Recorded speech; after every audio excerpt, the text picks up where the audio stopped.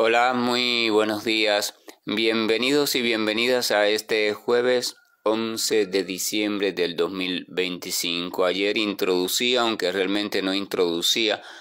porque ya había mencionado esta temática, pero propiamente me ubicaba en ella, en la cuestión de la necesidad, en esa pretensión de cambio de nuestra vida a partir de reconocer que estamos teniendo dificultades en el modo de afrontar las diferentes situaciones que de forma acelerada, continua, de forma no estable se están presentando como resultado del propio devenir histórico y social por el cual el ser humano ha ido conduciendo su vida. Unas situaciones que están introduciendo al humano en una locura continua y creciente, y que esa locura, por supuesto, en algún lugar es mayor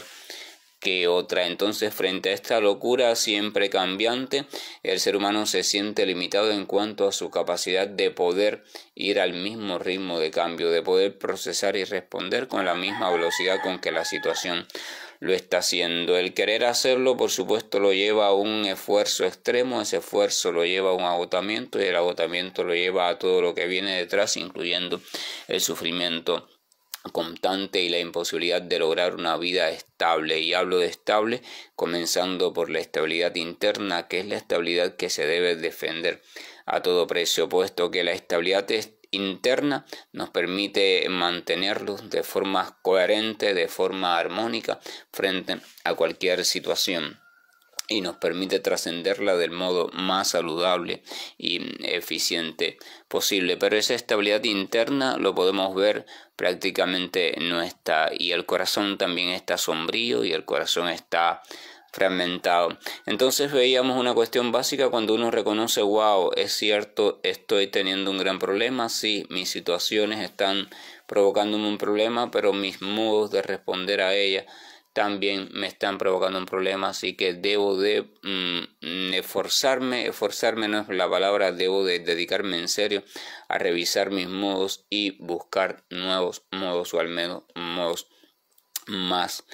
plenos. En ese sentido también apuntábamos que tiene una peculiaridad del ser humano, y es que debido a su complejidad ha desarrollado un gran mundo mental, o lo que llamamos mundo subjetivo, que no está presente con tal complejidad en los animales. Por tanto, el animal no se ve frente al reto de tener que lidiar con ese complejo mundo.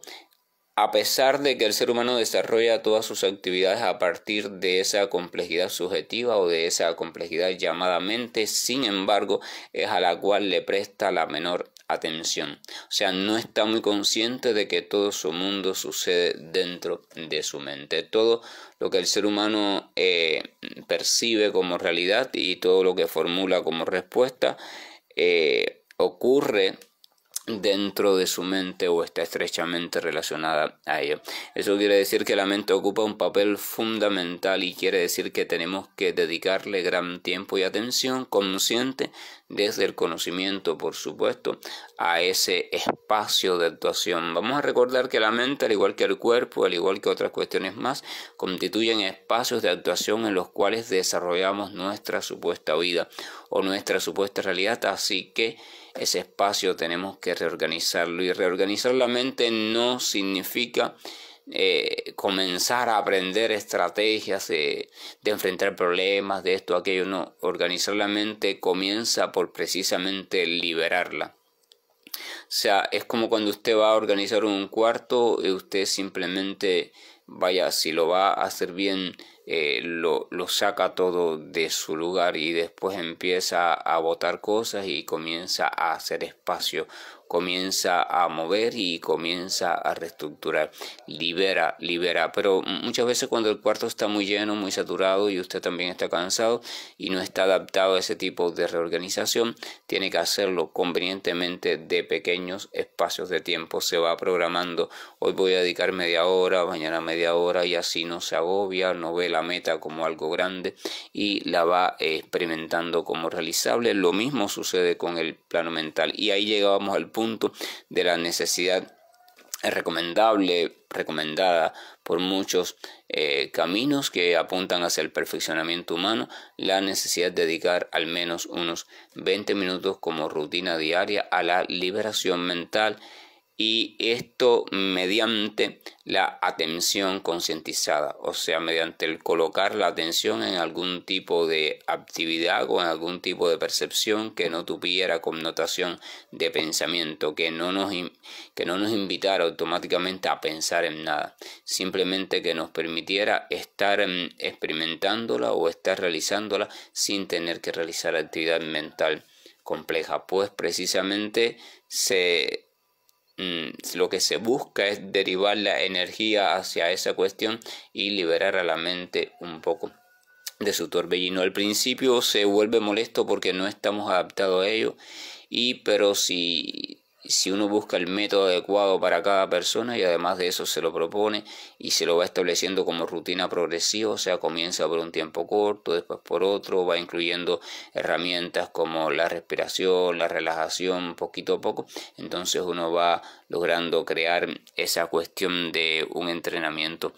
diario. Cuando eso sucede y ya se establece, vamos a ver patrones de cambio notables en nuestra salud, en nuestro cuerpo, en nuestra organización mental, nuestra memoria, creatividad, en nuestro carácter, temperamento, etcétera, etcétera, nuestra forma de pensar, nuestras relaciones con los demás, nuestro lenguaje, incluso nuestras preferencias, nuestra coherencia conductual, o sea, en nuestras conductas, pero sobre todas las cosas vamos a tener la capacidad de ganar en una mayor observación crítica sobre nosotros mismos y sobre la manera en que estamos funcionando. Esa observación crítica desde ese estado organizado es fundamental para seguir la modificación necesaria. Con respecto a esto, alguien me preguntaba y que específicamente cuál era el método que más me funcionaba a mí o el que más yo utilizaba, y yo le respondía que no era muy asiduo a ningún método específico, sino que a veces me era cómodo un método y a veces otro, pero dentro de todos los métodos el que más o menos siempre permanecía utilizando, además de que se podría mezclar con otros métodos según el momento, el día, era el método de absorber mi atención en la vibración sonora de lo que la literatura registra como los santos nombres o los nombres de Dios, que varían de acuerdo a cada cultura. Esta variación no es una variación en cuanto al contenido del nombre, pues Dios tiene siempre las mismas cualidades eternamente, sino en cuanto a la palabra que se utilizó, se creó para referirse a ese contenido. Entonces yo tengo el hábito de, en los amaneceres, y tengo el hábito de en las noches o en el atardecer, o sea, en diferentes espacios, según mi dinámica de vida, tengo un tiempo para absorberme en esa vibración. Primero me coloco internamente en la disposición de que voy a comenzar una práctica que no es solo un repetir de sonido, que no es solo un ejercicio de relajación mental, que no solo es un ejercicio de relajación corporal, sino que es un ejercicio de encuentro espiritual, es un ejercicio que refuerza la fe, es un ejercicio que me apertura a una dimensión humana a la cual no estamos adaptados, que es la dimensión de acceso a lo profundo, acceso a lo espiritual. Y una vez situado en esa posición, en esa aptitud interna, una vez situado también en humildad, en tranquilidad, en saber que es como un encuentro importante, por tanto me propongo no dejarme molestar. Y no dejarme molestar no es solo molestias externas, sino molestias internas. Cualquier pensamiento que venga, temor, preocupación, urgencia o lo que sea, yo simplemente lo observo, lo dejo allí y sigo vibrando. Sigo viviendo atentamente la cuestión de vibrar y vibrar el sonido del santo o los santos nombres de Dios, específicamente con los cuales yo más me relaciona, que en este caso son generalmente el nombre Hari y el nombre Krishna. O sea, Krishna y Hari son los dos nombres que yo más utilizo. Hari en el sentido general de Dios, o sea, que hace la referencia a la capacidad innegable que tiene el amoroso Señor de robarnos el corazón, así como también su capacidad profunda para ir quitando de nuestro corazón todos aquellos estorbos que nos impiden entregarnos a Él. En ese sentido, entonces repito el nombre Hari. Hari, y me centro, repito, en la vibración de este sonido, en la vibración de la R, en cómo el Ja saca, por decirlo así, el aire de lo profundo y lo va elevando la garganta, y el Ri, la sílaba Ri, hace que vibre la lengua y vibra todo la cavidad vocal, y la I expande esto de modo agradable. Y en cuanto al sonido Krishna, hace referencia al aspecto supremamente atractivo de mi amoroso Señor, o del amoroso Dios, quien sin lugar a dudas es atractivo en todo sentido. Este atractivo no está relacionado únicamente desde el punto de vista de la forma atractiva, que es el atractivo que más tenemos en cuenta acá en el mundo material, sino en su sentirse atractivo. O sea, el simple hecho de pensar en la presencia de Dios y su presencia real es una cuestión ya atractiva. La simple presencia, el simple pensamiento, el simple recuerdo, el simple nombre, todo lo relacionado a Dios debemos entender es supremamente atractivo, porque está desbordado en esencia de amor y verdad, en esencia de gentileza y dulzura. Por tanto, cuando yo pronuncio, cuando yo vibro la palabra Krishna, lo hago también con el mismo sentido, recordándome que no estoy mencionando un nombre cualquiera, que no estoy pronunciando una simple palabra, que no es una rutina y ya, sino que es un vibrar el nombre del amoroso, el nombre de aquel que lo invade todo, y el nombre de aquel al cual estoy entregado completamente. Entonces, esta palabra Krishna también lo hago así también. Permito sentirme sin prisa el detalle de cada vibración. El Kri, ese Kri que suena ri, ri, ri, ri, ese ri, Kri, o sea, con la K al inicio, Kri, y después el Shna, Krishn, Krishn, y el Na, esa N, con la punta de la lengua pegada en el cielo de la boca, lo que llaman el cielo de la boca o el paladar, para que la vibración del Ri se transmita hacia la parte superior del cráneo, o sea, del paladar hacia arriba, y siente que todo el cráneo vibra, y por tanto, por decirlo así, todo el cerebro vibra, todo el cerebro se libera. Esto es un efecto físico sonoro. Entonces, mientras hago eso, ese Krishna, ubico mi mente en lo deleitable, en lo adorable, en lo dulce, en lo amoroso, en lo magnífico que es mi Señor, y a veces en mi corazón le estoy diciendo: amoroso Señor, y estoy a tus pies, y amoroso Señor, y así voy, según no repito ninguna frase fija en mi mente, simplemente vibro los nombres y permito que mi corazón se entregue en una deleitable relación única e irrepetible, siempre nueva, en cada instante. Y entonces, en ese repetir de un nombre o del otro, o de los dos, o de otro nombre, pero siempre relacionado a Dios, entonces ahí está, por lo general, mi método. Es un método no inventado por mí, es un método recomendado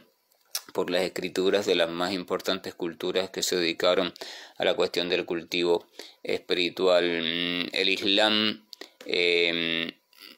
recomienda esto, o sea, relacionarnos con el Señor a través de sus nombres, vibrar sus nombres, recurrir a sus nombres, purificarnos mientras nos relacionamos con sus nombres con seriedad, entrega y fe. El pueblo judío hablaba de la capacidad del nombre de Dios, de glorificar el nombre, de invocar el nombre, de refugiarnos en el nombre.